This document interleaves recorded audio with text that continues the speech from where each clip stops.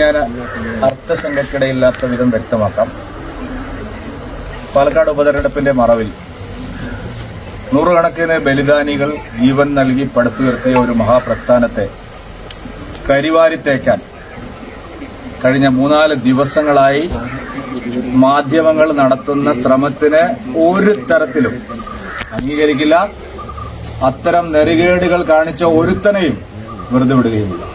കേരളത്തിലെ മാധ്യമപ്രവർത്തകരോടാണ് ഒരു മഹാപ്രസ്ഥാനത്തെ അപമാനിക്കാൻ, പൊതുസമൂഹത്തിൽ അപകീർത്തിപ്പെടുത്താൻ ശ്രമിച്ച ഒരു മാധ്യമപ്രവർത്തകനെയും വെറുതെ വിടില്ല. അതിലൊരു സംശയവുമില്ല. കേരളത്തിന്റെ പൊതുസമൂഹത്തിന് മുമ്പിൽ തങ്ങൾ നവീൻ ബാബുവിന്റെ കുടുംബത്തോടൊപ്പമാണ് എന്ന് വരുത്തി തീർക്കാനുള്ള ഒരു നാടകമാണ് ഈ ദിവസങ്ങളിലെല്ലാം ഇവിടെ അരങ്ങേറിയത്.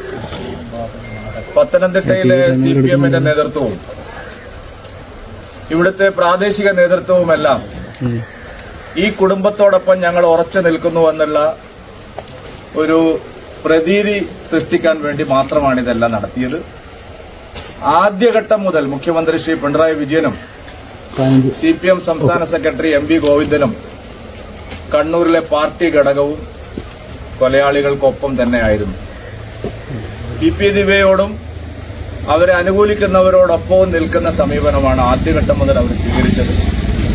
പക്ഷേ സാമൂഹ്യ മനസാക്ഷിയെ നടുക്കിയ ഈ ദാരുണ സംഭവം, അതിൽ ഞങ്ങൾ കുടുംബത്തോടൊപ്പം ഉണ്ടാകും എന്നൊരു പ്രതീതി സൃഷ്ടിക്കാനാണ് ഇത്രയും ദിവസം അവർ പരിശ്രമിച്ചത്.